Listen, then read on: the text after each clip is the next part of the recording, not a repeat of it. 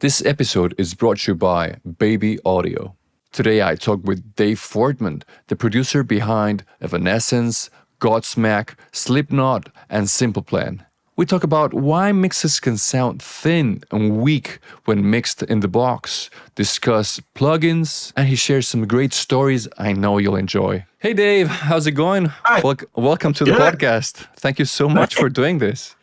Yeah, my pleasure. Yeah. I like your podcast. Thank you about that. So when you're producing an album, how much do you pay attention to the artist's previous work? Oh, a lot. I want to know where they're coming from for sure. I got lucky. A lot of the people I did had big records before.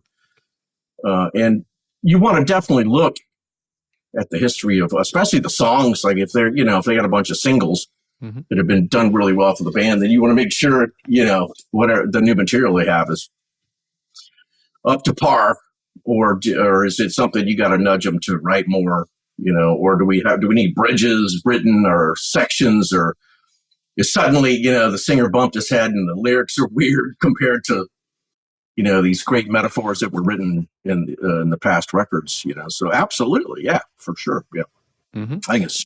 What are the most important things you focus on when you start producing a song? My thought really has always been that most of what I consider important happens in pre-production, at least for me. And I just have these things where I sit there and study the demos when I get them, and start figuring, and I just can hear what should be done kind of in my head. Not that it'll stick with the band, but at least what I think would make it a more impactful song. So arrangement number one for me, And of course I have to listen to lyrics and figure, like, is this, could this be better? Does it need a better chorus? That's really not very often though. Mostly it's for me, except for one or two maybe, every big single I've ever had, I had a pretty big impact on the arrangement. Bring Me to Life was a big one early on. That was my first giant single. Mm-hmm. And so a good example of that is, the really fast bridge A in that song was originally a pre-chorus, So my thought was every time I get finished with the fucking chorus, I feel like I'm going to the bridge. Uh-huh. And so they were really, those guys were really receptive. They were, 20 years old and young and hungry. And they were, so they could hear it. They were like, oh yeah. I said, well, let's just take what is now like I'm sorry, not a pre-chorus, your post-chorus, basically. It was like you're going, it sounded like it was going to the bridge every time we get out of a chorus to me. And so I said, why don't we take those two chunks, turn them into bridge A, and then we go into the, Frozen in Time, whatever lyric is right there. And we have a bridge A and B in order to make it more impactful. And then we make the break after chorus one, figure out, it really just stops and then into verse two. But that's one example, and so then I did that throughout the record of Fallen. And so, I'll hear parts and I'm like, well, this could be a really good intro or bridge breakdown, and that's where I start, really. I think that was a question. I have a tendency I get tangent off into left field, but yeah, it's massive for me is, it has been really the toughest part is really that. And I've been in some battles, man, like straight up, like thought, twice I think I called Jeremy Parker Stax, my Pro Tools guy, and I was out in pre-pro before he would show up. Mm-hmm. And I'm like, dude, I have like the first day where they weren't getting it, or I couldn't get it across. It was particularly, it was on Mudvayne Lost and Found. Oh. And I couldn't get it. Like, I was trying to get happy the way I heard it, and I couldn't get them to understand what the fuck I was talking about.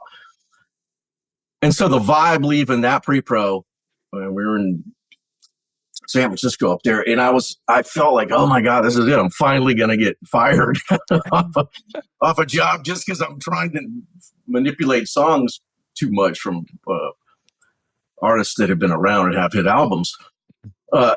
So during that one, so the next day I came in and I said, all right, just give me the guitar, let me play it. And I was trying to get the breakdown happening after the intro, because it originally just went into drums the entire time, which was some weird beat that Matt had.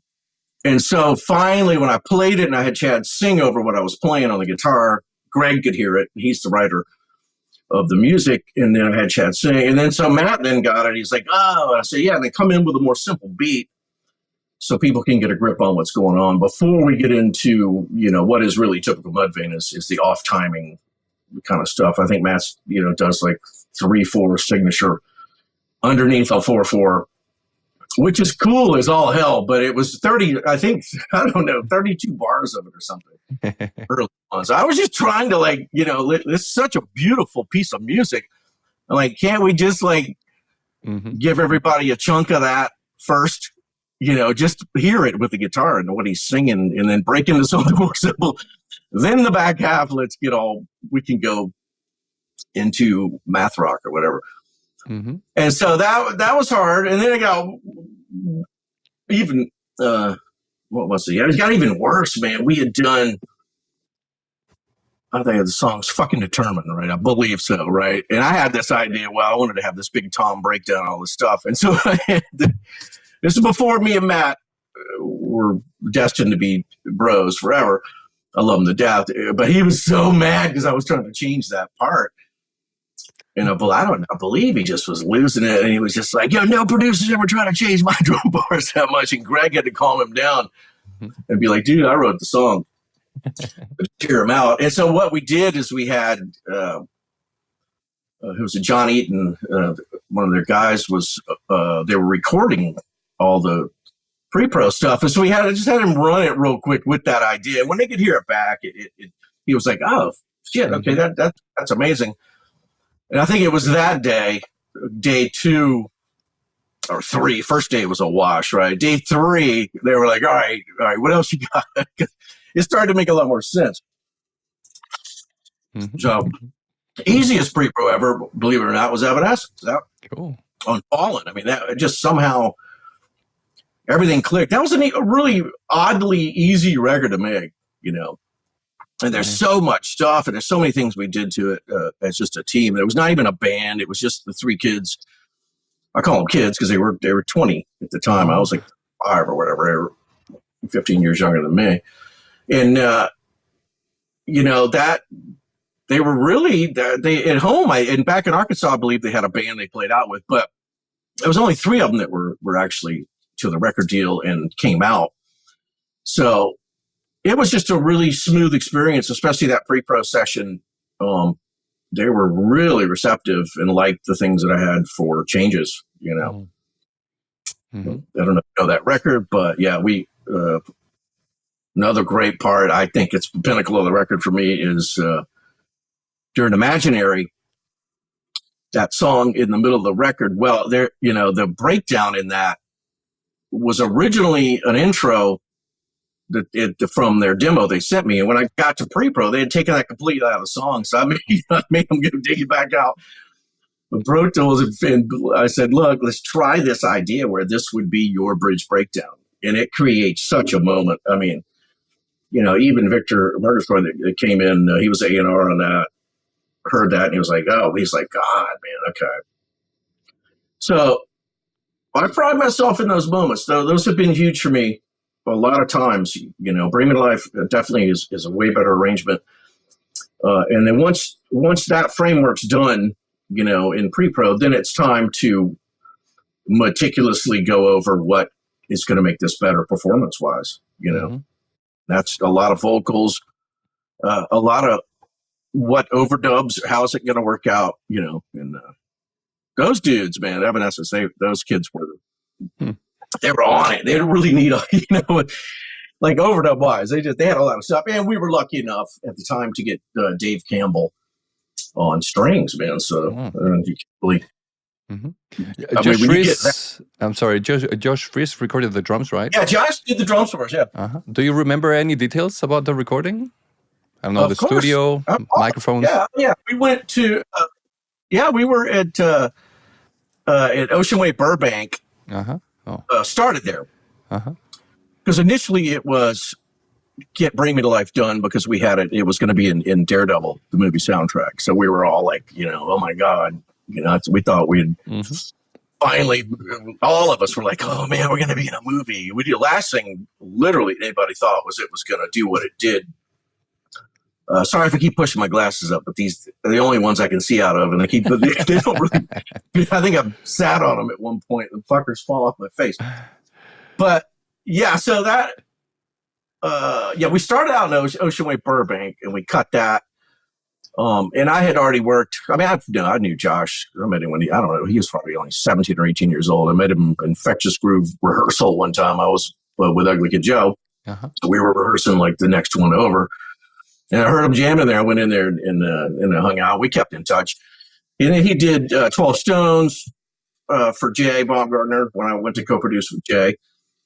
And then did the Evanescence for us, man. It was unreal. Yeah. And so we went to Ocean Way Burbank, and with that killer, I think, at 1081 Neve. Oh, man. That place, I mean, that room, it just sounded. I mean, all those rooms do. Every 80 series Neve, decent drum room. It's just really not a whole lot like that, man. That's the shit. And then, it was not considered sort of a big. It wasn't a big budget. I know that, and so we tracked that, and so then we were like they put us like Mad Dog Studios, I think it was, in the valley somewhere. And it was funny because as we would start to get better and better, send them roughs, they were starting to get stoked about the record, and so then they put us over at NRG, went over to Jay's place, Jay Baumgartner, and sat in the lap of luxury. I mean, you can't mess. I mean, Studio B, NRG is literally the lap of luxury. I mean, one of the most beautiful rooms. The Dynaudios just sound like you're in heaven the entire time. And the Moroccan look, and it's just swimming. You're swimming in Neves. It's so amazing, man. That was actually the last record that me and Stax had cut drums to analog. Yeah, because we had we cut them to analog. Yeah, that out. So I remember the dude that was running the tape machine. So and that was the last time. And for all the audio nerds, we actually did a test one time, and that's what got us off of there was that we tried running a kick or a drum set or whatever. We ran it 3 different ways, right? One was, let's hear it to the Studer, and then Studer right to the console, right? Next one was, let's hear to Pro Tools, no 2-inch. And then let's hear what we had been doing, which was going Studer, bounce down to Pro Tools, then come back and hear the console. And it turns out that not the one that was that came out last place was the one we had been kind of doing. I mean, don't get me wrong, they all sounded great, but it didn't seem like there was enough reason really to go, because what the real shocking fucking difference was I was like, wow, too bad that world is done, is that when you listen to that Studer machine, and just to avoid, at least at the time, any 888s or whatever the converters were, just that machine going back to, I believe we were on a Neve listening. I mean, wow. I mean, you're there. I mean, you're in the same moment as that all the old records, without any kind of, nothing else, no digital in between, and not even, I mean, to the console, dude, I was freaking out. I was like, damn, this is insane. So we knew that wasn't possible. I'm not going to suddenly start trying to do everything on 2-inch all of a sudden, not at that point. So that made the decision for us that we were just going to start going to tools on drums. And then, that was it. So we ended up in NRG with Evanescence, cut it all there. And then I did like 10 of the songs. Jay, thank God, he did. Oh my God, his mix of Bring Me to Life was so magical. And I think we had tried, like, I forget who else tried it. I think Dave Way tried it. It was cool. It just, it comes down to choices, really. Dave Way, I mean, what's that? What's her name? I forgot. Macy Grace, I think is the name of the My God, that mix is so good. But Amazing. Yeah. From where, but his mindset on Bring Me to Life was like he had like because there is kind of a slappy bass part going on, so that was kind of like he had it like up like the Chili Peppers, like Mm-hmm. in there, which that wasn't really the right direction for where we were trying to go. And then Jay got a hold of it, boy. Woo! I remember going in and I was like, damn, okay, that's proper. It was, I mean, I don't think there was anybody had any changes on that. I mean, at all. I think me and Jay listened to it out in his car and he might have dialed something else in, but I certainly didn't. I was like, holy shit. Hmm. I knew this is fucking amazing sounding, man. So yeah, he's a talented dude. That's certainly, yeah, he started it for me for sure, man. I don't know if we get into all that history, but yeah, there's no Jay, there's no me at this level, or the success that I've had. My God, he definitely had brought me into the scene through 12 Stones, and we had the same manager, and then he got me. He ended up letting me do this band Boy Sets Fire with Wind Up Records, who 12 Stones was signed to when we did the co-production when I did it with Jay, and he said, well, he told him, look, I'll executive produce. Dave's good, let him do it. And so, lucky enough, man, Alan Meltzer, they were obsessed with like arrangements with this band because all the songs had like there was like 16 parts, man. And they had this one song, Battery Sainthood, and that was they were kind of aiming that towards being the single. And so they brought me into it. They let me go do it on my own. And when I got there, I had these wild ass ideas, and the band ended up loving them. So then they nicknamed me the Butcher. They called me the Butcher the whole album. And so that word got back to Alan Meltzer. It was going great. Band had new arrangements. So he flew to Los Angeles and came in once again. Back then it was Ocean Way Burbank. This was before Evanescence, obviously. And listened to what I had done to Battery Sainthood, and he just looked over and he was like, let me hear that motherfucker again. And he listened again. And lo and behold, man, it turns out the guy was really, really into songs and is fascinated by arrangements. So suddenly he thought, I was the guy. He flew me and my ex up to New York, man, out of nowhere. He's got this call. And at the time it asked me like to him and Steve Lerner asked me to be like, so I think it was VP of A&R or something crazy, and wanted me to sign a deal just to exclusively do wind-up bands. And in my head, I was like, oh my God, I made it, man. They were going to pay me like, I don't know. They said I could even live at home, and I'm like, what? This is amazing. It was like $150,000 a year or something. I was like, holy shit. I mean, I had kids, man, small kids at the time, and the band was done. I didn't have any money. I'm like, holy shit, I did it. And then I called my manager and Jay Baumgartner, and we all got on a 3-way call. And they're like, no fucking way. You're not doing it, because then you can't do other records. You're going to get other records. Just wait it out. And I'm like, oh, fuck, really? Like, all right. But, however, in that same meeting, they had a band that was waiting on Don Gilmore and been in development for a year. And then Alan suddenly had this thing where he thought I was the guy instead of Don Gilmore suddenly, and that band was Evanescence. Nice. So I think Amy was furious when she got the call that he even had this idea. And so Alan had told her, look, just fly to New Orleans. I'm from Louisiana. So he said, fly to New Orleans, you and Ben, just have dinner with Dave and see what you think. And so down they go. We had dinner. And I told him what was going on with, I said, I got the keys to Alan's heart right now. I said, we could be in the studio quickly. Here's what I do. This is what I would want to work on with you guys. And they were into it, man. I think we were in the fucking studio within 4 weeks of that dinner and making Fallen, which would go on to become a diamond record. Mm-hmm. Who knew? I mean, we used to joke all the time. It's crazy. But anyway, I'm not sure what question I'm answering anymore, but that's a little bit of history. Great story. Yeah, the stories are pretty fascinating, really. I mean, everybody kind of wants to know, like, well, how the fuck, Exactly. how did that happen exactly? Mm-hmm. Let's Really talk good. about mixing. Yeah. What Yes. Come what are on. so, I what are need some help. I need to go to plug-in rehab, man. I do. I I think am we all out of should. control. Dude, I have lost it. I am like every night. I mean, last night I'm typing in, under the radar plugins, and I swear to God, then I find some stuff. I tried a couple of them out today, Uh-huh. and I think it's. I wrote all this down, so I'll be able to spill it on you. Like, Uh-huh. go for Cool. the questions Cool. about mixing. We can talk about that at the end if you want to. Okay, good. Yeah, I got a bunch of things. Uh, so, what are some things that you can do in the mix to help the listener connect emotionally with the music? Oh my God.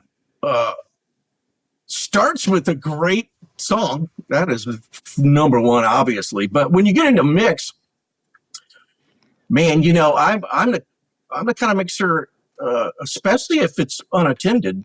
I'm going to try to get away with as much as I can. Until I send out a mix and they tell me they found this weird part. Like, I don't think we played that. You know, for me, like, you start with the fundamentals, obviously. If you like, make sure the fundamental things are right. Like kick, snare, vocal, just drums in general. Most people identify with that the most. Mm-hmm. The storyline for one is every human, is related to speech. That's how we communicate. The story has to be told. So that is always the first thing. And then, but for me, emotion, especially after all the records, especially the Evanescence record, Jesus, I mean, that, I believe when you get into romantic tones and mid-range that, things that are accompanying the vocal also can become very beautiful. And also, if you have a chord, like if you took out Dave Campbell's string movement on Bring Me to Life, then it's really just, what is that? E minor, G, to whatever, for A,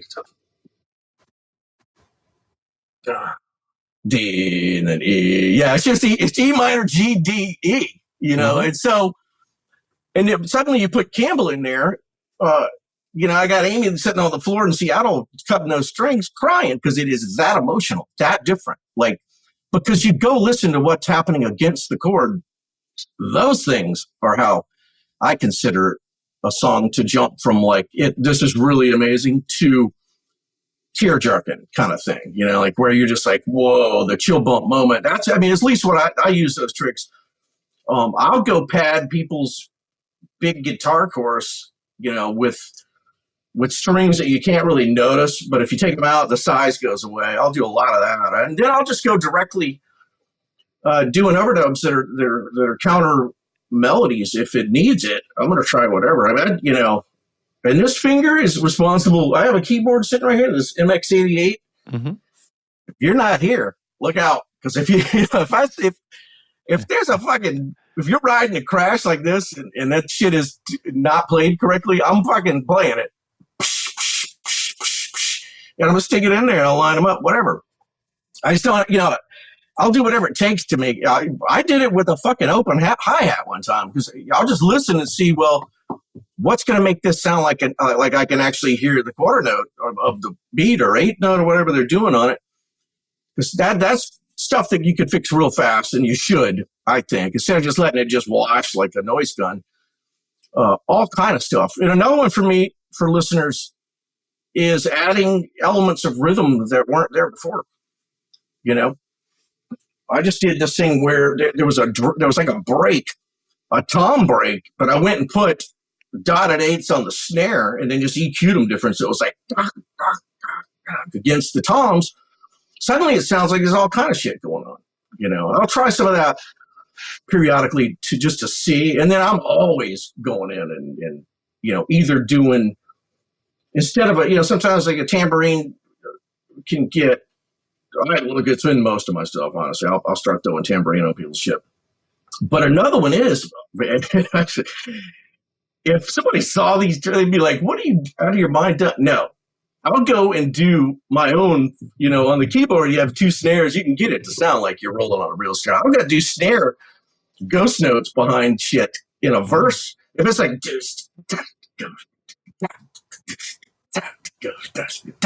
he's not really doing it, I'll just go play the ghost notes below it. And if you get that EQ just right in there, then it's,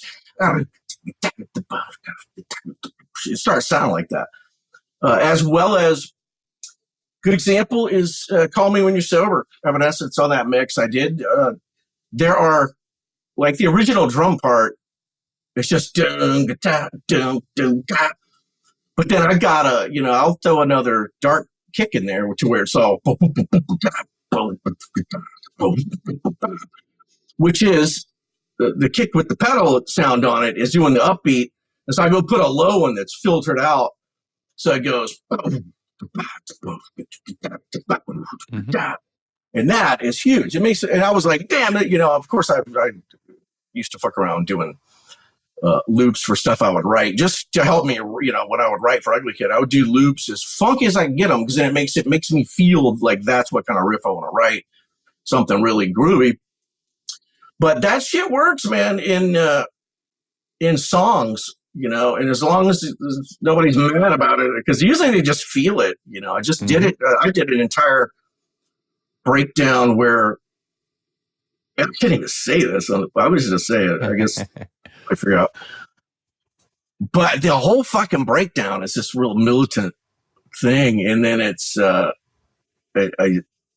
put a back kick like ghosted in there. It's like if the beat's going, boom, bop, I'm like the back kick's going 2, 3, 4 against the toms, and it's there's no way I'd take that out right now. No one even noticed. It would just start sounding like everything's all. So that, those things are vital for me. Mm-hmm. That's why I just feel like people relate to rhythm huge, man. So you got to get the drums obviously slamming, and then elements. Who really taught me? It was a good fucking mixer. If he had it's Sully Erna from Godsmack. If he had the tools, and he knew how to run Pro Tools and like do all the shit, he could mix the fucking record. That's what he's probably the most enjoyable, like attended mix, because I learned so much. He's a really fantastic drummer, best fucking percussionist I've ever recorded, and he taught me a lot about like detailing the hats, detailing chinas, and like that. Grab a china cymbal up, grab it out of there, fuck it, put it on the track, put verb, like make it blow up.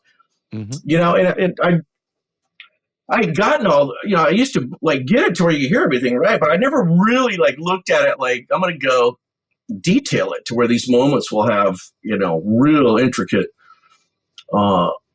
accuracy, and so like ride cymbals, like. Certainly, like Fallen on the 10 songs I make, I detail, but you could hear it. I mean, Josh, I was lucky to have Josh playing the drums. It's just like, it's like a sample. I'm pretty sure I keep listening to it. I'm like, I don't think I've put any replacement on a lot of these snares. Like I can hear all the ghost notes and like the hits. It's, so yeah, that's another one for listeners. And certainly Sully taught me that years ago. That was back like the first one we ever did. We've worked a lot together, but the first back in 2009, and I was like, that's cool. Like never really decided to get that into it. But yeah, that's another one. But in the end, man, the vocal is going to be your number one, shot. You gotta get that right. And dynamically get it right, and if you got to crush the piss out of it, do whatever you got to do. You're going to need to have that be effective. And in the right setting, you got to go look at the classics in the right moment. I'm on one right now, where something as old school as the pre-delayed plate verb. I mean, you get them all, there's a lot of ways to get it. You can get one free right now that'll work fine. But it's how to use that and make sure it's not sibilant, and that can create something so beautiful, almost in the same sense as a string pad would add. But now it's reflecting off the voice, and that can put people into a different space, like how they feel about what is being sung to them. Really, It's insane how, and then sometimes dry, like it just depends on that moment. And I'll go in a big chorus, and I'll give you the plugin that I've now become just completely dependent on. Every month I'm paying Slate because I'm addicted to repeater, man. D16 repeater. And so is Jeremy. My tools, we're both on it, and there's no way out, man. I can't. It's just no way. I mean, because it's the PCM42 emulation, but I don't know, dude. I used to live and die by I had a pair of the PCM42 that were life or death. Now I think this thing even sounds better than that. Mm-hmm. It's for all the nerds that have that thing. My thing on it is take the color knob, stick it at 3 o'clock, and put the frequency at 4K. And I don't care what you do with it from there. I mean, you can put it on the preset, whatever, that's 8th note, and let it rip. And the voicing on that thing starts to sound, at least to me, like there's other voices going on. Like there's more people fucking singing suddenly. I'm like, what? And then I try all the time to try to beat it. And I'll think I got something, and I'm like, oh, this definitely is good enough, And Echo Boy Jr.'s neck and neck with it, or Echo Boy, either one. But but I don't know what they did. I have no idea. Some kind of voodoo magic going on in that device. I cannot. What I'm saying, and also I'll try to beat it, but then I'll wait. I'm like, all right, now let me go back and throw a repeater back on there, and I'll unmute that one. And I'm like, well, that is definitely better. Still, I can't. No way out. It's like it almost sounds like it's instant arena, man. Like whatever they did, it sounds like it's bouncing off an arena wall. So you get this beautiful sound that's but somewhere in between a reverb and a delay. And you solo it, and it's just a delay. But not when you put it in the music. It's not, to me, it sounds like you're in outer space, man. It's like, God, this is beautiful sound. Whoa. Yeah. So start there, and don't get too, obviously, for listeners, just don't try to get shit that's do a couple, listen loud a couple times. Make sure it's not something, because a lot of people do listen loud. People like to drink beer and rock music, especially if you're doing rock music. Then make sure there's not any razor blades. I'm guilty of that. Low volume all day, and then it turns out I got a few razor blades in there because I was spiking something I thought would be okay. 2K. I'm guilty. And then I'm like, oh my God! I get home and reference on headphones, and I'm like, ooh, okay, that's definitely got to come out of there. Uh-huh. But yeah, that happens. I've heard many mixes lately from people who are just switching to mixing 100% in the box, and I find that they sound weak and thin. So, what should they do to prevent this? Oh boy, that's a long journey. It depends if they're coming. If they're coming off like I did, I came out of I think majority 4000. I've done 2 or 3 records on a J9000, which is unreal. And both the Evanescence albums I did were both on the Neve 88R. One at Conway, and then one over at Ocean Way on Sunset, Alan Side's old place. But for me, I couldn't make the transition forever. And then I started figuring out, well, as we got better, I don't know what got better, but it suddenly started sounding better to me, and it turns out you got to keep dicking around and little things will show up like, oh, well, this actually reminds me of analog. Now, I'll give you some direct things that I do. I'm sure you want that, right? I would love that. One of which is, and I'll never take it off the bus ever again now. I just recently, this year, went back to a plugin I was laughing at first. When UAD had come out with that, the ATR 102 tape machine, I was like, because I have records that I did to a real ATR, and it's the funnest part of the mix. You put that thing in there, you're like, oh, this is good. Holy shit, we're there. And I tried, I don't know, this is a long time ago. I put it on, and I'm like, no, this is definitely not it. And this year, man, I slapped it on there, and I was dumbfounded. I was like, well, they did it somehow. I don't know. Maybe I'm nuts. Maybe it's a better room, whatever. But I swear to God, it didn't sound that good before. And now I got it to where I don't even want to touch it. I put it on there, and I don't want to touch the settings. I just leave it alone. I think they have it preset to like a +6 456, whatever it is. Mm-hmm. And so that's one. I mean, that thing to me gives me a little more oomph for that sound. Another one that's shocking and strange to me because you would think it would be clinical. And it might just be me. It's just sort of my opinion on it, but is Fab Filter, man. I got the Q4. That fucking thing. I'm like, what? If I do to get poof, like to get a snare to really poof for me personally, yeah, I take out it's like 800 a little bit sometimes. Depends on the type of band, what kind of snare. But if I'm using like my sample and I'm trying to get like a bop, then I'm coming down. So I started doing dynamic EQ at the frequencies that I normally used to dip out, right? And it starts going boom, like, and it reminds me like the same. I mean, the ultimate funk console. I think a lot of people probably agree. Is actually not the 4K. It is the that 9000, man. Like you just pull faders up and it's your buddy. It's already on your side. Yeah, it's like free low end and free sticky all day long. And so that Fab Filter, when I do that, and also when I boost at 150 or 200, right? Expanding that. So it looks like this thing, like there's expansion and then there's a dip. So it's this shape. They're going boof, boof.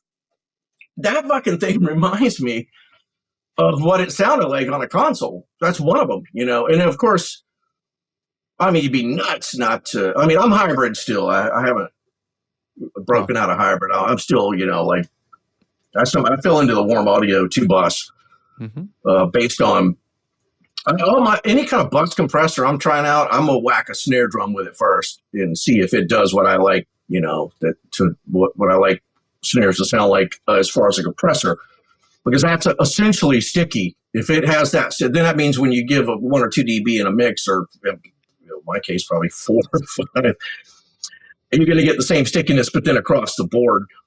But that and it, and the Burl B2 Bomber, I can't really let it go. I tried about a month ago. I was like, all right, this is it. I'm finally going to get off this stupid thing. It's in my head, and so I gave it hell. I tried emulations, and I still liked it better for some reason. I don't know. It's probably my brain, which is something too you got to watch out for, because that, man, I got stories of placebo and listening bias. So mine, oh my God. But yeah, so that I would say the number one thing really, man, that changed, it's just you. I mean, just like the rest of us came up on a lot of using the 4000, right? It's the bus compressor. Is a lot of the sticky, yummy goodness that comes off of that thing. I mean, ain't no way I'm doing a mix without it. If I'm on the floor, it's on. Like that compressor is on the fucking mix by a lot. I'm gonna get 3 or 4 slamming for sure on there.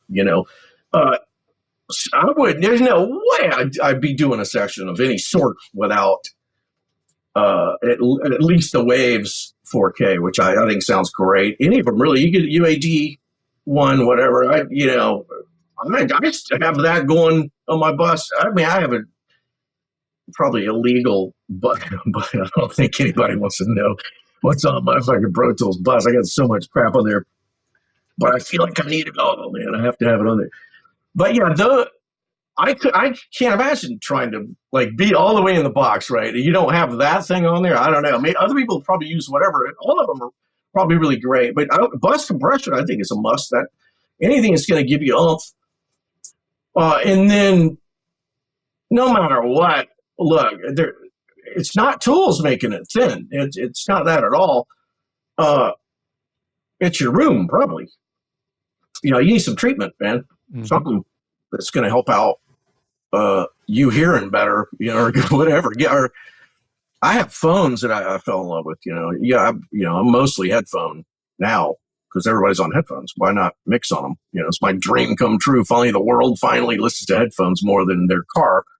I think by 70% or something like that. Last time I read, but yeah, you gotta. I mean, anybody doing that, I mean, there's too much proof that Pro Tools is equally doable as consoles. I mean, Serbajanea did this way back when, and I got to do a mix with him, and it came in. We were on Simple Plan, man, and we had gotten our socks blown off by Chris Lord Alge, right? He was ripping it up for us, and then Serban's mix came in, and it was a B-side, and I was blown away. I was like, damn, this is in the box. I mean, this is 2007. So I was like, holy shit. Proof right there. And then, the new school of guys that are my favorite mixers, especially Jim Cooley. I mean, I don't know if you know who that is. Jim Cooley, No, I haven't heard about him. Well, he's over country radio, and I mean, and there's a few of them, but he, Justin Niebanks for a while was getting sort of similar sound, but man, Jim Cooley has stepped in there and added almost like EDM style reverbs. His kick and snare. I mean, the funniest comparison is I used to listen. Don't get me wrong, man. Chris is my hero. I saw what happened when he did my album for Simple Plan. I mean, it's incredible the difference. It's like, is that the same fucking record? But yesterday, I was listening to Jim Cooley's Outskirts by Sam Hunt, right? Oh, my God. You put that on, then I used to go to Boulevard of Broken Dreams just to get my shit together, and then it's so different sonically, and the size of that. And we're talking about a 4,000 on Boulevard of Broken Dreams versus like Jim Cooley 100% in the box. And Jim Cooley's mix is so huge. It's choices. It really is the choice. 100% of what he's doing, I don't think there's a plugin in the world that'll save you if you can. I mean, you can. It's EQ. You got to learn. I mean, all that's compression. There's no way. But there's helping things. I certainly wouldn't want to be fucking around without a little bit of some kind of bus compression with tools. It took me I'm still trying to get it all the way right, and I think we all are. Mm-hmm. But I love to listen to the new school, Drew Folk, Jeff Dunn. Those guys are doing a killer job in the box, man. There's a video that I think they're just they're hanging out on an SSL. I don't know if it's a drink holder, but they're not using it. It's just maybe monitoring. I don't know what they're doing on it, but they're in a studio and it's like they're 100% in the box. But that work, that is that's the new generation I want to see. I love that shit. Most people are like, oh, these video, but I'm all about it, man. I love to listen to people. Just let's go forward, man. And it's so inspirational. And the amount, especially Drew, man, the amount of shit that he puts in songs production wise. That's it's like. That's how Bringing Life is. It's like we came out. We were those people back then, I was that dude. We came out. We threw the kitchen sink at it, and it just blew the world away. Mm-hmm. Bringing Life, there's not 2 seconds that goes by where there's not something happening. It's not. It's a song where there's shit happening all the fucking time. Mm-hmm. And we made sure of that. I certainly did. I went to a meticulous sleep. But yeah. So you got to listen to Jim Cooley's mixes. They are something, man. I will. And the first one that ever blew me away, if you remember this, is Jimmy Allen and Miley Cyrus's sister, Noah Cyrus, right, did a song called "This Is Us." And I heard it in 2020, and I was like, "What the fuck is happening over at Country Music? This is amazing." He has some of the most beautiful choices of reverb in this bridge breakdown on Jimmy Allen's voice. I'm like, what? And he's making cymbals, man, that I just wouldn't have thought of doing. Like giant, when I heard Sam Hunt's Outskirts on the radio, I was like, okay, people are sampling cymbals of their own now. And it just sounds like it's going off into space. The most beautiful sounding thing ever. That dude, right now, in my personal opinion, is the greatest mixer on the planet right now. It's sonically unbelievable. And he has the balls to put things where they go so they'll crush radio. He posted like he's got like 5 out of the top 6 Oh, mixes. I mean, he is literally mowing over dinosaurs, man, coming in with a fucking weed whacker and just laying waste. Because it goes from one of his mixes on the radio, then it goes into something else. It's like, what happened to all the fucking drums? Where did it all go? You know, like, and there's a Carrie Underwood song he did, and it's like the balls to take what is traditional country instruments and just fucking make them EDM verb sounding in there. It's beautiful that way. And then so he treats the vocals. Oh, it's really amazing. Yeah. So and that's in the box, by the way. And so is Drew, and so is Jeff Dunn. Those guys. That, you know, there's a bunch, man. Also that Tyler Smith, the little kid doing all that metal. Fuck, that dude isn't playing around, man. That stuff sounds so cool. That's more. He almost uses EDM stuff. Well, he does. I'm not going to say almost. He actually does. Yeah. That's one of the earlier ones I heard. I was like, oh, yeah. Because, man, I was so blown away back when I started studying the Swedish House Mafia mixes. I'm like, ooh, this is cool. You know, I'm assuming it's aimed for people high on X, you know, running around a festival. But you can't deny it, man. Those verbs are, it's magical sounding. It's just all. So you can now hear this on country music as well as certain with Tyler Smith on metal, and not just him. There's a host of incredibly talented new guys, and all in the box, most of them. Mm-hmm. Yeah, if anything, maybe a couple of them are hybrids. But Jim Cooley, dude, study that guy. If you're a mixer, study that shit. I mean, go look. I think he's got a playlist even on, if you look at Apple Music, I think it's a playlist of his already ready to rock. Cool. Just type it in. Mm-hmm. But yeah, that's an enjoyable moment for sure. Yeah. Have you tried Baby Audio's plugins? They're designed to inspire creativity and enhance your music production experience. From their Crystalline River plugin, offering ultra-clean reflex free of metallic artifacts, to Spaced Out, a hybrid reverb and delay workstation that combines over 50 individual effects. Baby Audio provides tools that can transform your sound. Right now, you can get an exclusive discount on all their plugins. Just use the code Agartha15 at checkout. Don't miss out. Click the link in the description and elevate your music today. Mm-hmm. Do you think, is there something you believe can be achieved mixing on consoles that it can be done in the box? Well, fuck yeah. Yeah. But the trade-off's not worth it.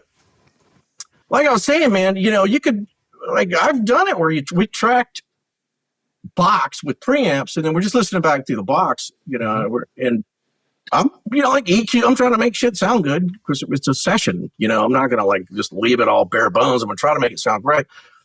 Then we go and throw it up on a 9 or especially a 9. I mean, it's unbelievable the difference when you pull a kick drum up. It's like your starting line is so fat sounding, everything. I mean, and the way things sit together, it's forgiving. You know, like you pick a fight with Pro Tools in a mix, man, it's going to punch back. It's not the easiest thing to do. I mean, to get it takes me longer for sure without having all that gooey analogness, especially on the pump of thing. A bass guitar, man, my God, like the 9000's like, here, whatever, put that in, put this bass in there, you're good. I got your back, bro. But if I get a subpar bass guitar, man, I still, to this day, like as of today, struggling with bass to get it to sound like what I know it could sound like. And so sometimes I'm just like, well, fuck it. It's kind of, it's kind of good enough.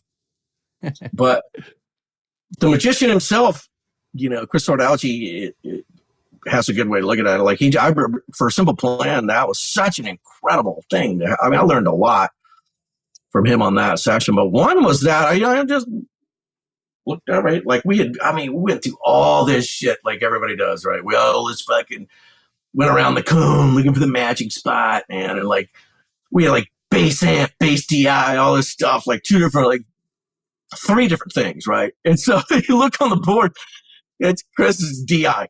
He just puts it in there, bang, you know, and it's unreal. I stepped in that fucking studio and I couldn't believe what I'm like, doesn't even sound like the same record. And it's like all that shit taught me that all that shit that we spent so much time on it literally didn't matter because he had re-EQ'd what he thought of the guitar. And we had all these different tones. I'm like, none of that shit. No, just because what he got sounded was so amazing. The drums and the vocals, those were so fantastic. The emotion he was pulling out of the vocal, especially, right?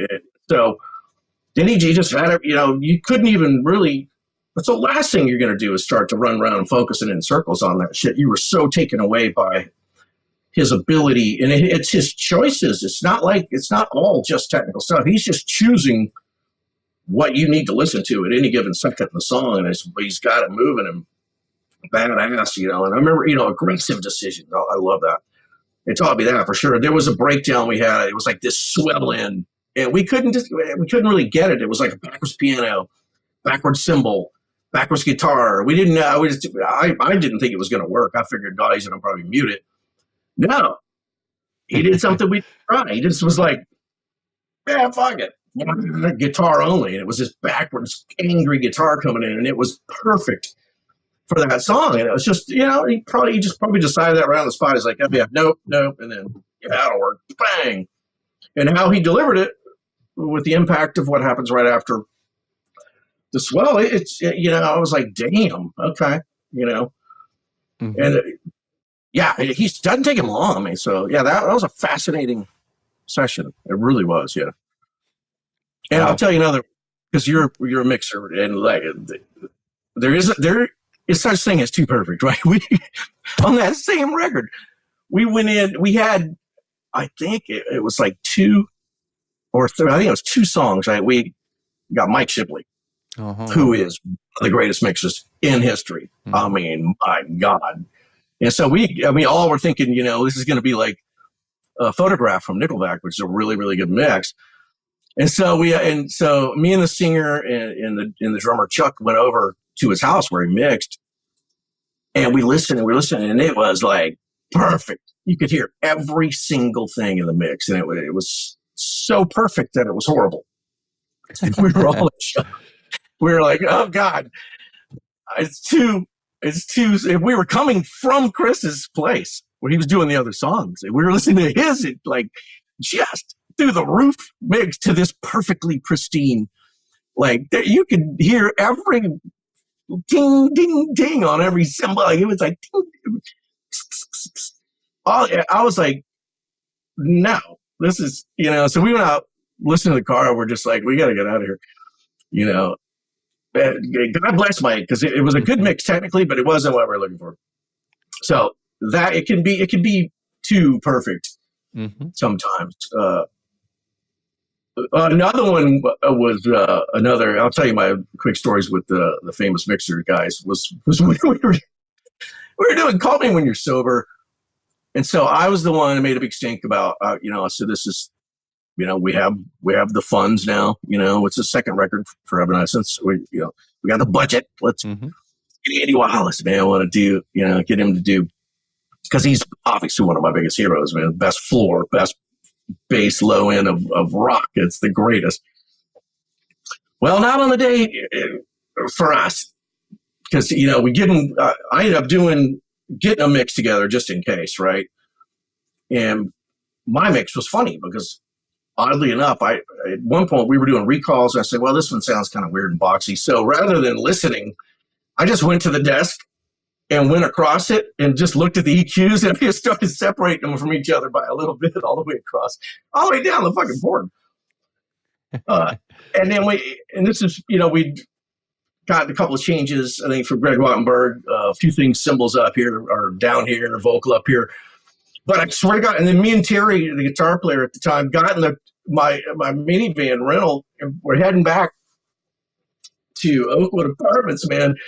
And we put it on. We're like, that sounds incredible, man. And it was, and it wasn't even me sitting there meticulously trying to do a recall. I just looked at it. And funny enough, that, what happened was so Amy went to New York, and she called me from the studio. She's like, and I had just gotten it in the mail back then, I believe. It was like they FedExed me a CD or something.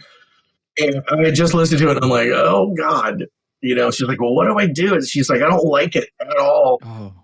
I said, I don't really know. I said, if I was to go, there's too much. I mean, I can't. I don't want to. I'm not going to sit and tell Andy Wallace, 50 moves he needs to do, because it wasn't sonically that wrong. It was more musically wrong. There were things, just the choices, where he was going with things, and the spatial aspects. Where I did honestly, it just didn't sound like an Andy Wallace mix. So it was the one time I beat Andy Wallace. It was the only time I ever had a chance even doing it by accident. I don't even. The EQ thing worked. I don't know, and I never tried it again. I'm too scared to say, well, I'm just going to look at the EQ and change all it. I just backed everything away from each other here, and I don't know, it's good enough, whatever. I'm not like the world's fucking greatest mixer, but after, every mix is rad if it's 5 million seller, and I think that album's about 5 mil worldwide deep, so who cares? It sounds good enough. Good enough. It's, that's the way I look at it. It's some level, people, like, we're the only ones that really get that far into it. You know what I mean? Like, I got tons of friends that don't care.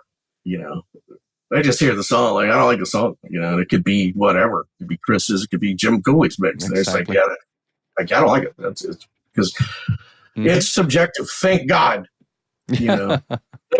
Jesus Christ. Thank God it is. For my sake. Now, people have liked my mixes throughout the years, but it's one of those things, man. The experience I've had going to other dudes, man, or like going to Chris, almost. I mean, if I could have kind of gone back in time, and I would have been on my hands and knees begging Alan, like to use Chris, man. Like, let us, please, Or I mean, of course, I don't know if he'd have beat Jay's mix of Bring Me to Life. Jay's mix, and Jay is a great fucking mixer. I learned a lot from him too. Insane mixer. I mean, that Papa Roach, that fucking Cut My Life into Pieces. That thing will tear you. That's a slamming fucking mix. But honestly, that'd be the better choice. I should have I look back and I was just, it was I guess budget reason that we weren't going to hire. So they want, I always felt like, oh, fucking have this will be, I want to do it. I'll try to be a mixer.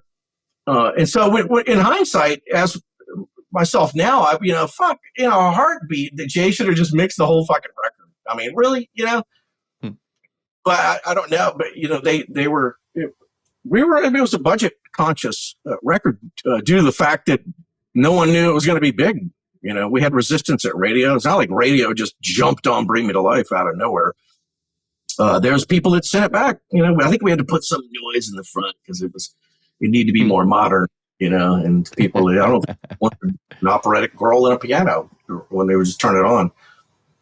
But when it finally got played, then people eventually caught on. But yeah, the mixing thing, there is a difference.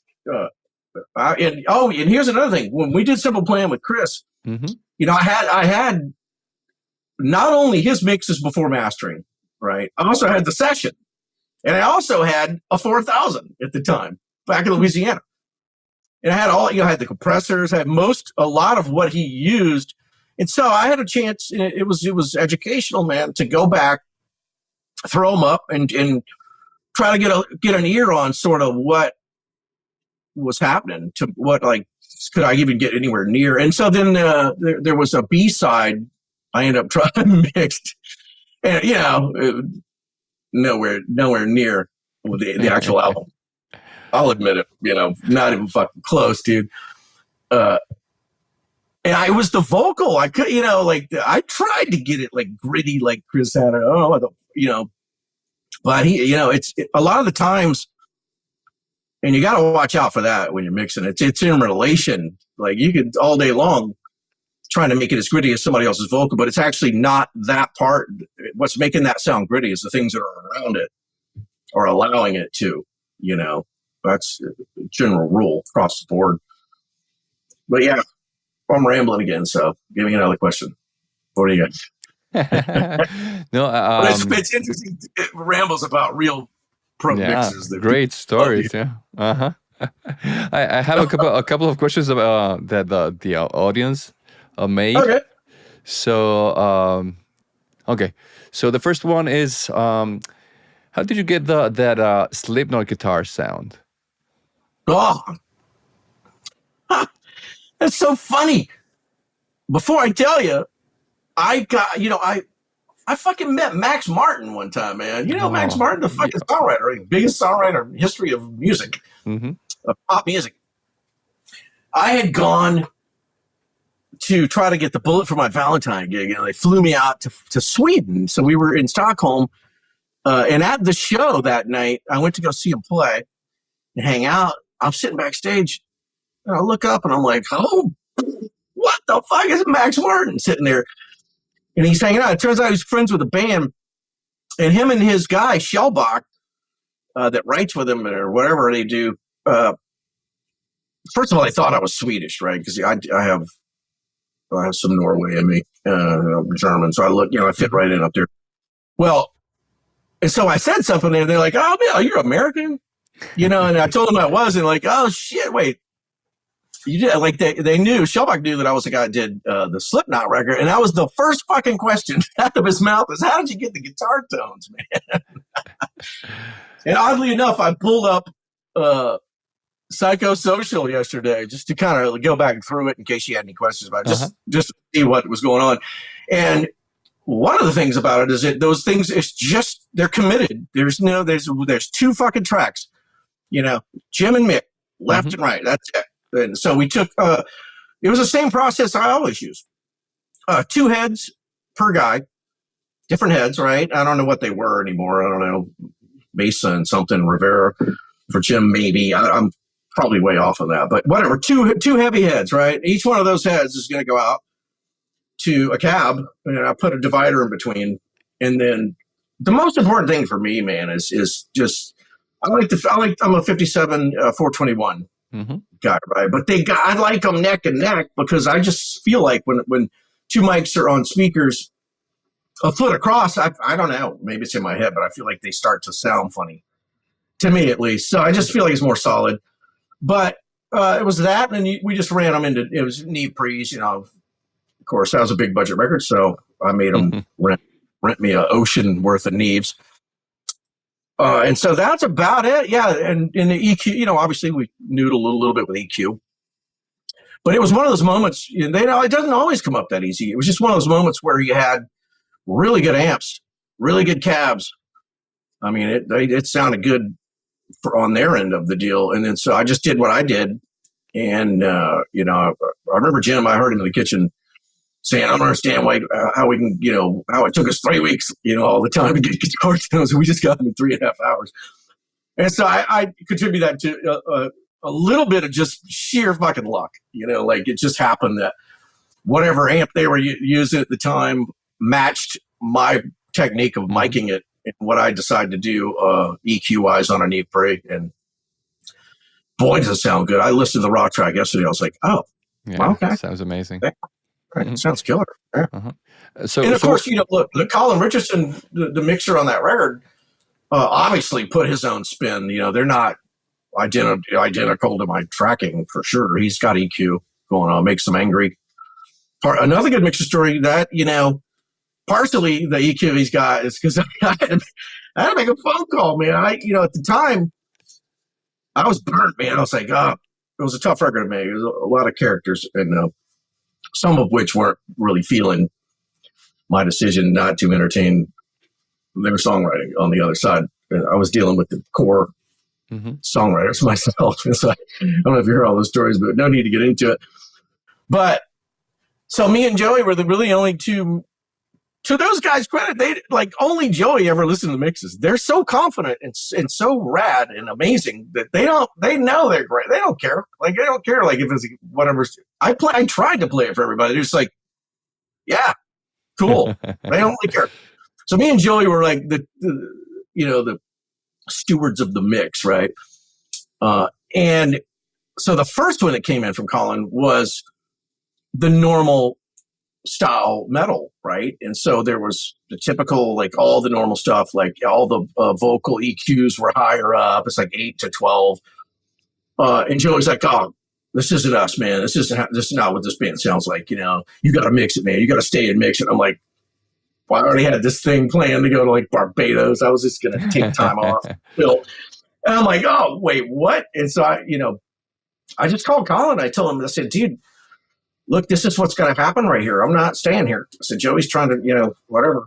He wants me to stay here and let's me and him mix it. I said, dude, do me a favor here. Look, I said there was an article that the clown had just done, Sean, and it said something like, this thing's like a fucking steel wrecking ball or some metaphor like that, right? And so I just told Colin, I said, look, this is, read that real quick, because I believe it was in Revolver or whatever. Just read that, and then I'll tell you, like something's got to be wrong with it. It's too right. Like it should sound like something's wrong. I said, for one, let's start like vocal. Your EQs that are 8 to 12, let's bring them down. Like make it bite, man. Crush that fucker with whatever you got, distressor, but bite more like 3 and 4K. Like make it pissed. Same with the snare drum. Not pretty, mad. Bring it down, crack it down lower. Bring your bandwidth in the treble down to pain and crunch. Like make it pissed off. Like kick everything. And so that he heard it loud and clear, and it came back sounding like it sounds now. I mean, it came back crunching and just all fucking mad. Gematria kicks in, it is fucking game over. And so we were stoked at that point. And then we could just finally get into regular mix detail. Like what are we louder, whatever. Here's a tom sticking out over here on the left, whatever. And so that had a lot to do with it too, man. His EQ of that. So I'm circling back. I haven't lost the subject yet. In the guitar, yeah. His EQ of that certainly has a lot to do with it, and then whatever. He was mixing on like a V3 knee or something, man. So all those things matter for the sound of that record. But yeah, the initial recording was not real complicated, man. Real basic shit that most people use. Just a good player. Those two dudes can play some fucking guitar. Jesus. And why do you use the two heads? One it's more distorted, and the other one is cleaner, or something like that? I don't know. It's just different, just to get more flavor in it. I've done that forever. Yeah, that's Fallen was done that way. Every album, I think. Yeah, almost. Yeah, every single one. Everything I've done. I don't know. Because it's good. I mean, it's good enough, obviously. I mean, especially when you get into mix, probably just get away with one amp. But, there is the world of like, while you're tracking, it's the artist impression, right? You want to please the artist. Like, that's why you want to get your drums like slamming for the artist. So they're inspired by it. So I kind of felt that I feel that way about every instrument, So like guitar, man, it's fun. You have this entire setup. And every time we would throw a second, we put the two of them together. It's like, at least in that moment, it sounds amazing. It's like, all right, this is bigger and better. So there's more tone to it. And it would just sound good. I haven't had it fail, really. It worked. I think Tribs did that with Mudvayne. I'm pretty sure, something like that to the effect. But yeah, I've always just liked it. Probably could have got away with not doing it at all. I probably, obviously, it could be a Kemper, man, and you get somebody good to me, it's going to sound killer. That's the way it is. Cool. Here's another question. Do you remember how the vocal recording process was for Evanescence and what gear or techniques you used? Oh, that one straight up was, I think we shot out some 47s, right? It's just, I'm standard, man, I'll shoot some mics out, but usually, 47 always wins, especially at a really big studio like that. They have those killer old school ones, man. So you pick one, whatever. They probably would all work. We'd pick one out of like 3. But that's definitely going through a 1073, and it's going to hit a blackface, and it's going to hit Pro Tools. That simple. The rest is all the hard work of just the performance things, going over that, competent and working parts for vocals, especially with that one. With every album though, except for Slipknot, because it was so amazing. Corey blew it out. He knocked it out of the fucking ballpark to where I was like, okay, I should try to act like I'm doing something, but I didn't need to. It was a tough. I didn't want to fuck with perfect, when I don't need to. That's a really hard thing to do as a producer, especially the kind of producer I am, where I'm a musician and I'm willing to work for it. So yeah, with Amy, all vocalists, I'll go over a span of time, and we will start early as possible, start singing them, and that way you have review time. And then if I get them on a different song, and I know a part's really not all the way done on something we've done even 2 weeks ago or 3 weeks ago. I think we revisited My Immortal even 3 weeks down the line, trying to get the outline of the bridge. I think I've been alone all these years or time. I haven't heard it in a while. I think whatever that line is coming out of the bridge, I could never sit with the way we had it the first couple of rounds of it. So, yeah, and you start to realize, today is a really great day. Oh my God, she's singing really good. Let's go. After I've got what I need for that song that we're on, then if you still sound good, I'm going to go use you to try to patch other stuff while I got you in this moment. Because certainly the voice is weird, right? It changes daily. I mean, it's science, right? If you get a cold, if the temperature fucking changes, or if somebody upsets you, your emotions, you name it. It's not like a fucking guitar where you pick it up and it's going to pretty much sound the same. Tune it right, whatever. But people, man, their mindset changes how they fucking sing. It's one of the big things I go through is coming back, even at the end of the song, like starting to go, before we even get past second verse, I'm already looking at the first one if I liked it, and comparing the characters. Like, did I lose that guy? Because if I'm going like something wrong, it's probably not the performance. It's just we've lost the character. Mm-hmm. And not saying like you were this person. Just show them. Look here, be that dude right there.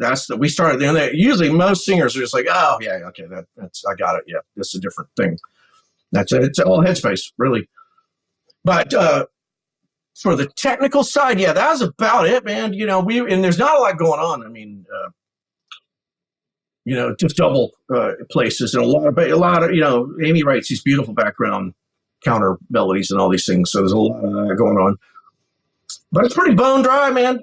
Single voice verse, double voice chorus throughout most of Fallen, the whole thing. She's one of those people. They depending on the artist, it wrecks her to put a double like in a verse. For me, I don't know. The personality kind of goes away. Some people it builds it really well. Like Chad from Mudvayne, his voice sounds great, double real good. A tight double sounds amazing like that. There's a number of people like that, and there's every now and then you get one where it's like it's not working out. It just sounds like I've lost my connection to this person real quick. Speaking Amy. Amy's definitely that type of voice. But yeah, that's about it on the technical side. Cool. So let's talk about plugins now. You want to Let's do it, dude. Yeah, ready. So, I got a list. So what's your list? Do you actually have a list? Yeah, I do. I also have a section open so I can fucking. I can go through 100 these fucking things, man. I literally do have a fucking problem, and I do need to go to rehab. Plug-in big tiny. Like, is there if your audience knows a 1-800 number I can call? Give me every night. It's my thing, man. So what was the? I was snagging too hard. I'm type 2 diabetes, man. I'm old, and so and my thing a few months ago was every night's a great plug-in search. But I started eating veggie sticks, these fucking little things. So I got out of that. Okay, now I'm just searching for plugins. But what was the last plugin you bought? Was today because I ran across. They were giving one away. It's Cymatics, right? This company, and they were giving it away for free. So I looked, and I'm like, man, it got me again. See, it's only $25, and so then I was like, well, I could just get the other one too. Might as well get both, right? $50. But I tell you what, man, the Pluto in space, why not? Pluto's cool as fuck. There's all kind of shit going on. You can put flange and they have a delay. And I can't do that in another plugin. You will need an EQ on it because it's dark, but it's beautiful sounding, whatever. For your audience though, free. I can't. Well, first of all, D16, the people that make that repeater that I'm lifeless without, I'll cry if that thing stops working. It's like on everything for me. They give away the fucking Frontier compressor. That thing, my God, it reminds me of the outboard LA4A, right? Mm-hmm. That thing's better than most people think it is. Now, nothing on Earth. Spinning the box, no, I'm not ever going to leave the Blue Stripe 1176 from UAD, right? Because it is as close as anything needs to be to give me the spit. That Yuri spit, you can't really beat it. I mean, for sibilance, you just like just to really get pissed off. There's a few of them from UAD. The Blackface also sounds. Oh, they all sound great. They're a great plugin company. Well, back when it was before the plugins were rad, the LA4A, you didn't have a attack or release, right? But the spit. So now this is doing the same thing as the spit was very similar. I used to AB them and be like, in a pinch, man, fuck it. I'm going, I'll go LA4A if I had to. I still owned one up until, I don't know, last year. Sometimes I sold it. But I truly believe for free, are you kidding me? This Frontier thing will spit like an 1176. But I think you don't get an attack knob, so then it rules out blasting a snare or something with it. But for a vocal, call me impressed, or color me impressed, whatever the saying is, I don't know. But yeah, if you don't have enough money to buy like a Yuri 1176, you can throw it. I literally on purpose threw it on some backgrounds just to say I did because it was free, and it is plenty good enough, man. My God, I was like, what? I'm assuming they would start charging for this at some point. With that company, I have to, here we go again now because I know that see, they did it. They gave it free. Now you know how good it is, and that makes you want to try all their fucking plugins. Because I know the repeater is untouchable. Well, now I'm going to have to go try all this other stuff. And another one, look, impulse responses, man, they're impulse. So I haven't downloaded, but Wave Alchemy is, and I'm a seven. I bought Seventh Heaven and been in love ever since. That thing, me and that thing go hard, dude, forever. But they make the Magic 7, which is the same fucking thing, just without all the options of like EQ and whatever. Who cares? Throw an EQ 7 on the back of that thing, man. If it's true that those are in fact the responses from the Berkasti, why not? If you don't have any cash, get that thing. It's free. D16. I haven't tried it, but Tokyo Dawn. The TDR Nova is. I went and looked at it just before we did the podcast. Like there's three things right there. If your cash hit right there, you're off and running, man. I mean, you could then get dynamic EQ similar to what the Q4 is doing. That's a good, at least some sort of replacement for Q4. I believe there's even more. But if I'm that guy where I don't have enough money to go get FabFilter, I'm definitely going after some of these things, Now, you want to ask me the dreaded question of what's on my mastering bus, man. Yeah. Is there such thing as a plug-in police that I'm going to get in trouble with? Because this is retarded. I don't know if it's a good term to use it on the podcast. But, dude, I'm out of control. First of all, yeah, of course, like I told you before, the ATR 102. It sounds real now to me. This is just on the first wave. Like, this is just on like the master fader. It starts with an EGP1A Pultec from UAD. Sounds, I had two of those and I've sold them because I can't tell the fucking difference really. I could certainly fuck something up in a mix faster than that, or faster than this plug-in will. It'll be me. It won't be the Pultec. So I give some oomph on that thing. 60. It depends. Sometimes 30 down there at the bottom. Of course, they'll pinch whatever 8K somewhere. I don't know if I'm doing it right now, but the ATR 102 following that, oddly enough. And then the SSL 4K. barely doing anything. And then I've gotten hooked on having the L2 on, and just so it gives me a gauge of like where I'm at. Like I just go look with a snare drum, and I just want to see it every now and then go bloop, bloop. And it's a certain amount of glue to that. Now here's where it gets kind of silly, but I can't take them off of there because it's addictive. I started to do this where the master fader is coming out, and what I'm printing now through, all that, the master fader is still going out to the warm audio bus, 2 bus, right? Which is getting 3 or 4 dB like a regular SSL compressor would on a desk, which is then going through and catching that beautiful Burl B2 bomber. Mm-hmm. I don't think anybody can deny it. That thing is amazing. So, but after all that, the party's not over. I'm hitting, all right, so it comes into Pro Tools through the bomber. So it is printed on there with just what I talked about, right? But I couldn't help it. So then on that, I now have Pro Q4 in case I want to duck anything if I get mad. But that is actually just has a little up on 3K, a little snap, a little crunch to the whole thing. And then, believe it or not, man, this API 2500 from Waves on a fast attack, set more towards the limiter as you can get it, is one sticky little bastard. That thing, ooh, and just like just pump it a little bit. That thing.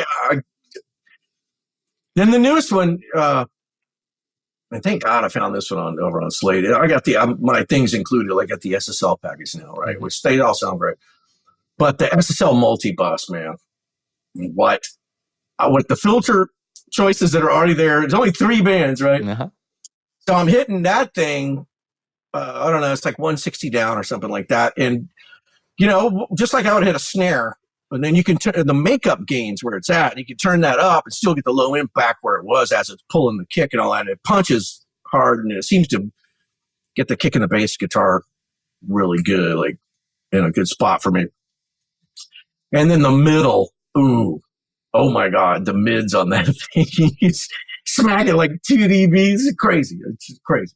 Sometimes I'm listening going, am I overdoing this? But I'm not. I put my headphones and I'm like, fucking crank, it's cranking. And that's all I'm looking for. That's what, the response on them, on these mixes were great.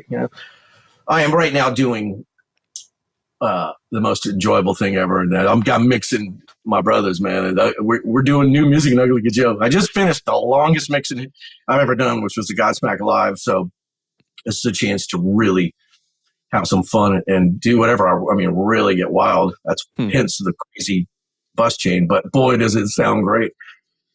And so mid-range on this multi-bus, dude, 2 dB, bap, and a makeup gain of the mids is insane on that box. And whoever's watching, look, none of this probably works for you, so be careful. This, who knows, man? It works for me somehow on this one project. That's it. Cool. But after that, I'll probably, the ATR 102s never. They might as well weld it on there. I'm not taking that thing off there. No way. I just was turning it on and off yesterday, and I'm like, man, no fucking way. I'm never taking that off. Even the treble from it, is beautiful sounding. I don't know what the hell they've done to it, but it's just in my box. I'm sticking with it. I love it. So there you go. That's it. And after the multi-bus, and so what's happening is that printed thing that doesn't have these extra 3 or whatever, the last 3, I bounced a disc. So then the whole show goes, right? And then if I want, we're going to master with Ted, who's done all my records, Jensen. So, I kind of feel like the bad kid in class. I feel like Ted's going to be like, all right, dude, you've gone too far this time. Like, really, so if that, it's possible. But I kind of want him to master it this way, just to see, man. I might tell him, look, first I'm just going to send it to him. And then if he comes back and tells me I'm out of my fucking mind, then I'll say, well, okay, confession time. I do have the printed without the extra 3 fucking things on there with the multi-bus and the 2500. And it's a lot less pumpy, let's say. I got to pump it now. It's like, yeah, why not? Fuck it. Go nuts, man. You know? Because I get on headphones and I'm like, wow, I don't want to change any of it. Initially, I was like, I probably want to take some of this off of there. But I don't, man. You know? I sent it to Whit and Claus. They fucking love it. You know, like, why would we want to change any of that stuff? So I'm keeping it on. Yeah. And so it'll be up to really Headmaster Ted to school me on it if need be, or maybe he just goes for it. You know, I'm certainly not going to pull the whole. That's how I did it, bro. You know, if he asks if there's a hyped version, I'm going to have to say, yeah, that's what you're listening to. Or, you know, it's a dilemma for me. I mean, it will be until the moment I send it off. The dilemma will be: do I go ahead and confess? Because he's not going to want to master the one that I have that's already like jacked, right?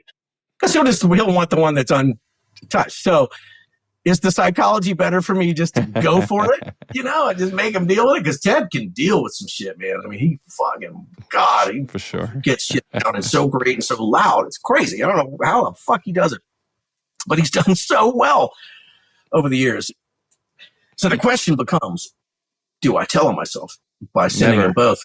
Never. Should I just send him the jacked one, dude? It's like, wham! Here it is. Or do I wait? Yeah, I don't know. That I got some time to weigh it out, man. But that's really that you know has me laying in bed sometimes, going, I don't know, because I'm afraid he won't really try it. You know, if I send him the one that has the extra 3 things, like, but he'll just consider that being it's a hype mix. He'll move right to the other one that doesn't have it on there. And my curiosity as a audio weirdo is what would it sound like if Ted hit this thing again? You know, exactly with the one that's juiced, man. It's got all the hype on it. Let's go down. You know, let's fucking do it. Kick that shit into high gear, Ted. Let's go. Why not, man? I'll email you when I make that.